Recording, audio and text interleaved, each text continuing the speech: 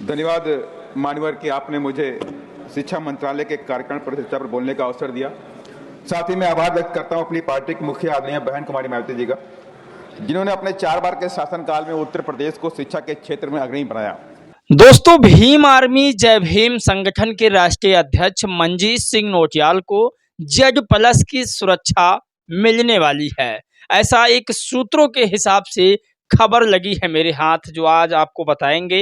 लेकिन एक सबसे बड़ी खबर है कि कभी भी बहुजन समाज पार्टी अपने मैनिफेस्टो को जारी नहीं करती है, कभी भी। लेकिन आज जब विधानसभा का चुनाव बिहार वाला अभी रिसेंट में आने वाला है, 8-9 महीने बचे हैं, तब एक बीएसपी की तरफ से मैनिफेस्टो जारी हुआ है। वाकई में काबिले तारीफ है। इसे कहते हैं मैनिफेस्टो। 80 करोड़ लोगों को राशन देना मैनिफेस्टो नहीं है। 80 करोड़ लोगों को गरीबी में रखना मैनिफेस्टो नहीं है। मायावती जी का क्या मैनिफेस्टो है, राज्यसभा सांसद रामजी गौतम ने आज बाकायदा अपने एक्स पर लिखा है, और साथ में राज्यसभा में उन्होंने बहुत तगड़ा धाकड़ तरीके से भाषण भी दिया था। तो आज वो भी आपको बताएंगे। राज्यसभा सांसद रामजी गौतम की तारीफ करना बनता है यहाँ पर। DDN न्यूज़ आप सभी ने देखा होगा, अगर नहीं देखा है तो आप जाकर जरूर देखिए इस वीडियो के बाद। DDN न्यूज़ के संस्थापक वैभव कुमार, उन्होंने कहा कि बहुजन समाज पार्टी का अगर साथ आप नहीं दे सकते तो आप किसी भी पार्टी का साथ मत दीजिए। ऐसा क्यों कहा उन्होंने, और DDN न्यूज़ क्या बहुजन समाज पार्टी के लिए समर्पित हो चुका है, ये चीज़ें आपको बताएंगे। बहुजन समाज के प्रति इतना क्यों DDN न्यूज़ एक्टिव रहता है, वो भी आपको बताएंगे। और लोग कहते हैं कि देश में बहुजन एकता नहीं है। आज आपको बहुजन एकता की मिसाल देंगे। पूरी दुनिया में 10 नंबर पर भारत में बहुजन एकता चल रही है, जो टॉप ट्रेंडिंग में आ रही है, आपको वो भी दिखाएंगे। मायावती जी के तेवर बदल गए हैं, PDA इसका नुकसान जरूर उठाएगा, ये आपको बताएंगे इस वीडियो में, क्योंकि आज ये सबसे बड़ी खबर आपके सामने आएगी। योगी आदित्यनाथ झूठा सरकार चलाने वाला व्यक्ति है, यह सच्चाई सबके सामने आ चुकी है। आपको बताएंगे इस खबर को किसने पोस्ट किया है, पूरी खबर इसमें क्या है ये भी बताएंगे। ये सबसे बड़ी खबर है। बसपा सरकार बनते ही मैनिफेस्टो जारी हुआ है। एक डॉक्टर हरीश चंद हैं, द्विवेदी हैं, इन्होंने फूलन देवी को लेकर के क्या अपना विचार व्यक्त किया है, आपको ये भी बताएंगे। क्योंकि फूलन देवी को लोग हत्यारन कहते हैं, लेकिन जो दलित पिछड़े आदिवासी हैं वो उन्हें देवी का दर्जा देते हैं, तो ये भी बताएंगे।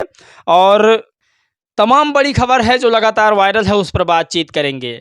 अगर हम पहली खबर की बात करें तो काफ़ी वायरल खबर है, और कल से ये वायरल पर वायरल जा रही है, रामजी गौतम को लेकर के। बीएसपी प्रदेश अध्यक्ष ने भी अपने एक्स पर डाला है, यानी पूरे बहुजन समाज के यूनिट और जितनी सोशल मीडिया यूनिट है वो सारे खबरें चला रही हैं राज्यसभा सांसद रामजी गौतम का।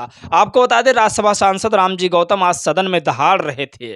दहाड़ने का मतलब ये, उन्होंने एक ऐसा मैनिफेस्टो कर दिया है बीएसपी के लिए जो शायद किसी पार्टी के नेता ऐसा सोच नहीं सकते हैं।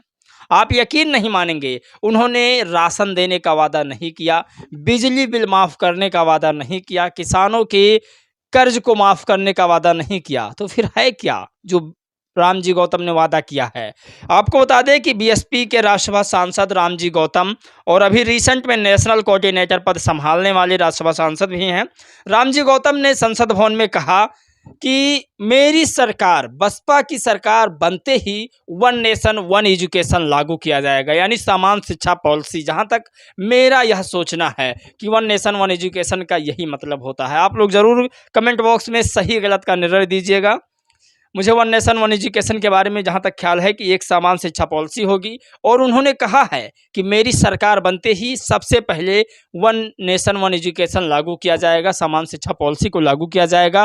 क्योंकि इस देश में हम देख रहे हैं, एक रिक्शा चालक का बेटा उस स्कूल में नहीं पढ़ सकता जिस स्कूल में एक सरकारी टीचर का बच्चा पढ़ रहा है। तो सबसे पहले हम इस देश में समान शिक्षा पॉलिसी का विस्तार करेंगे। मैं सरकार से कहना चाहता हूँ आपके माध्यम से, स्कूलों में परफॉर्मेंस बेस्ड प्रमोशन शिक्षकों का तय करना चाहिए। अगर आपकी परफॉर्मेंस नहीं है स्कूल के चाहिए तो आपका प्रमोशन नहीं होना चाहिए।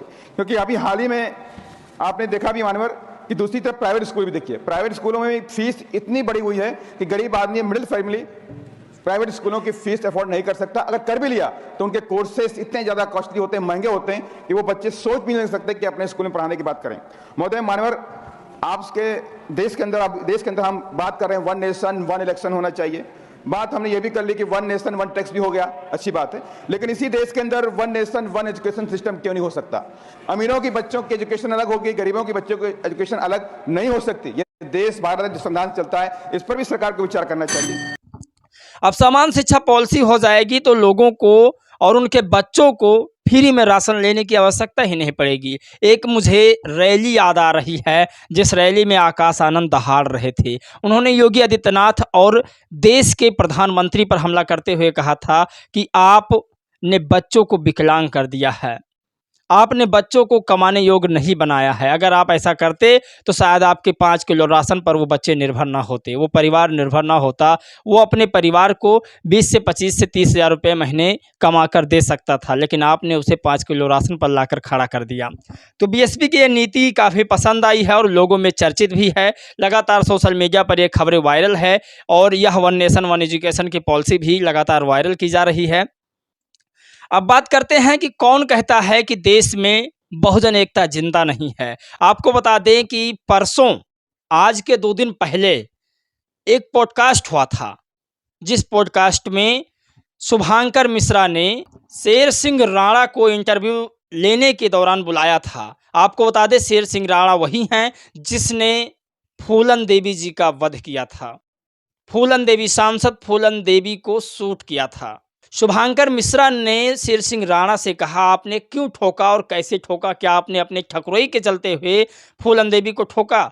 सोचिए, मुलायम सिंह यादव जी का मैं धन्यवाद दूंगा कि उन्होंने एक गरीब परिवार से, मल्लाह समाज से बेटी को उठा करके और सांसद तक बनाया, सांसद तक का सफ़र उसे कराया, सरकारी सिक्योरिटी उसे मिली।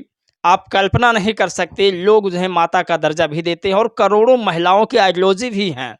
आपको बता दें, जिस शोषित समाज से थी, मल्लाह समाज से थी, ओबीसी समाज से थी, उस महिला के ऊपर ठाकुरों ने अत्याचार किया, तो महिला ने पूरी कहानी को बदल दिया।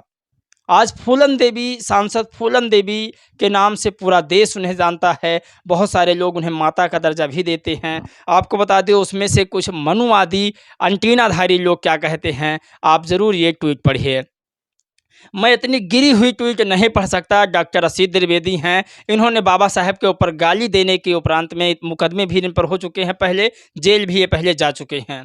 तो इन्होंने फूलन देवी को क्या कहा, आप कुछ वर्ड आपको बता देते हैं। जैसे कि लिखा, फूलन देवी नामक कुतिया, और भी सारे शब्दों का इस्तेमाल किया है जिसे बहुजन समाज कतई बर्दाश्त नहीं करेगा। और मैं क्यों कह रहा था कि पूरे देश में बहुजन एकता चल रही है, आप पूरे देश की लिस्ट उठाकर देख लीजिए। यह है एक्स और इस पर टॉप 10 में फूलन देवी का नाम है, यानी पूरे धरती पर फूलन देवी को 10वें नंबर पर लोग जान रहे हैं। आप कल्पना नहीं कर सकते, दलित पिछड़े आदिवासियों ने यहाँ राजनीति नहीं की है जिस तरह से शुभांकर मिश्रा ने आप शब्द कहा फूलन देवी को। मुझे लगता है, मेरा जहाँ तक पर्सनल ख्याल है, कि शुभांकर मिश्रा को माफ़ी मांगना चाहिए और फूलन देवी को माता फूलन देवी कहकर संबोधित एक बार करना चाहिए सोशल मीडिया पर, जिस तरह से उन्होंने अभद्रता की है। और एक मुजरिम को, शेर सिंह राणा को बुला करके उन्होंने उस महिला का अपमान किया है जिस महिला के करोड़ों महिला आइडियोलॉजी बनती हैं, यानी कि करोड़ों महिलाएं उनको अपना आइडियोलॉजी मानती हैं। तो मैं फिर कह रहा हूं कि ऐसे लोगों के अंदर मनवादी मानसिकता है, क्योंकि जब दलित पिछड़े आदिवासी की महिला कोई ऐसा काम करती हैं तो उन्हें डकुइन कहा जाता है, डाकू कहा जाता है, राक्षसिन कहा जाता है। और वही जब कोई समर समाज की महिलाएं ऐसा करती हैं तब लोग उनकी जमकर तारीफ करते हैं। खैर, मैं चाहता हूँ किसी महिला की निंदा ना हो, लेकिन जब बहुजन समाज की महिलाओं को ऐसा कहा जाएगा तो बर्दाश्त करने योग्य बिल्कुल नहीं रहेगा। अब चलते हैं राजनीति की ओर, क्योंकि इस देश में राजनीति भी बहुत ज़रूरी है। आपके लिए सुनना, हम सब के लिए सुनना। सामाजिक खबरें तो आती रहेंगी, आप कल्पना नहीं कर सकते। ये पेपर का कटिंग 2 दिन से वायरल हो रहा है, जिसमें लिखा है, मायावती जी के तेवर पीडीए पर असर, भाजपा के प्रति बदल रही बसपा की आक्रामकता, भाजपा पर बसपा भारी पड़ रही है। तो इसको लेकर के मायावती ने कहा, मुसलमान दलितों का वोट आसान नहीं है सपा के लिए। तो ये सबसे बड़ी खबर है। योगी सरकार पर आते हैं। अब योगी आदित्यनाथ सफाई कर्मियों के साथ बैठकर खाना खाते हैं प्रयागराज में, और प्रयागराज में उन्हें इनाम की राशि देते हैं। जैसे पुलिस वालों को दे रहे थे वैसे सफाई कर्मियों को देते हैं। लेकिन गजब की बात यहाँ पर यह है कि पिछले 3 महीनों से उन सफाई कर्मियों को वेतन नहीं मिला है। वो नगर निगम के सामने प्रोटेस्ट कर रहे हैं, धरना पर बैठे हुए हैं। इसे सूर्या समाजवादी पार्टी के एक लेखक ने अपने एक्स पर पोस्ट किया है। आप कल्पना नहीं कर सकते कि योगी आदित्यनाथ जी लगातार उन लोगों की सराहना करते हैं जो लोग प्रयागराज महाकुंभ में मेहनत कर रहे थे, लेकिन वो सिर्फ माइक में करते, सोशल मीडिया पर करते हैं, पेपरों में करते हैं। हकीकत में ये है कि 3 महीनाओं से वेतन नहीं मिला है गरीब लोगों को, सफाई कर्मी वाले लोगों को। सच्चाई ये है। तो बसपा का वन नेशन आपने देखा और बसपा का पीडीए पर प्रभाव भी आप लोगों ने देखा, मायावती जी के तेवर देखे। वहीं आपको बता दें, बहुजन एकता की बात हुई तो फूलन देवी को लेकर के बड़ी खबर जारी हुई, वो आप लोगों ने सुना। और सबसे बड़ी खबर अब यहाँ पर यह है कि डीडीएन न्यूज़ के संस्थापक वैभव कुमार ने कहा कि बहुजन समाज के उन 29% लोगों को मैं आह्वान करना चाहता हूं जिन्होंने 2007 में बीएसपी की पूर्ण बहुमत की सरकार बनाई है। और साथ में वो लिखते हैं कि मैं उन तमाम महापुरुषों के मिशन को आगे ले जाना चाहता हूं जिन मिशन पर बीएसपी काम कर रही है। तो बीएसपी के लिए तमाम बहुजन पत्रकार खुलकर भी सामने आ रहे हैं। बाकी आप लोग अपनी राय प्रतिक्रिया जरूर दीजिएगा। जय भीम, नमो बुद्धाय।